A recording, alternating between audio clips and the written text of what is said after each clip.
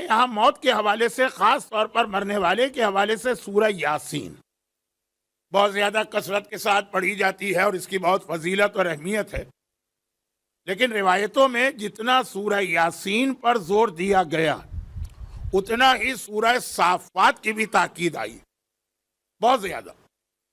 جیسے میں سورہ فاتحہ کے حوالے سے کہتا ہوں کہ مرنے والے کے لیے جتنا سورہ فاتحہ کا ثواب بتایا گیا ہے اتنا ہی سورہ انا انزلنا کا، بلکہ جب ہم میت کو دفن کرتے ہیں اور ابھی مٹی ڈالی ہے اور سب انگلیاں گاڑ کر مرنے والے کے لیے دعا کر رہے ہیں، وہاں انا انزلنا کا حکم ہے، سورہ فاتحہ کا حکم نہیں۔ ہاں پڑھیں تو کیا حرج، اس سے بہتر سورہ کون سا؟ تو وہاں ہمارے ہاں خالی سورہ فاتحہ ہے، سورہ انا انزلنا نہیں ہے۔ اور لوگ کہتے بھی ہیں کہ مولانا آپ یہ بتائیے نہیں، سورہ فاتحہ پڑھنے کا وقت نہیں ملتا، اگر انا انزلنا شروع ہو گیا تو اتنا ٹائم کہاں ہے ہمارے پاس؟ لیکن اجتماع کی بات نہیں ہو رہی ہے، گھر میں کبھی مرنے والا یاد آئے، سورہ یاسین کے ساتھ سورہ صافات۔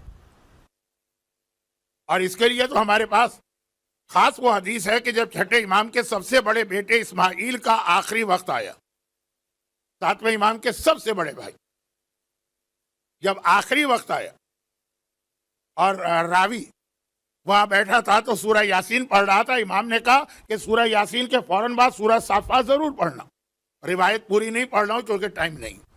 قرآن میں یہ دونوں سورے ساتھ ساتھ، یہ جڑواں سورے، پڑوسی سورے، 36 نمبر سورہ یاسین ہے، 37 سورہ صافات۔ ایک میں نے کہا کہ ایک آدھ جملے میں بات ہو جائے، شاید کسی مرنے والے کو میرے اس جملے سے فائدہ پہنچے۔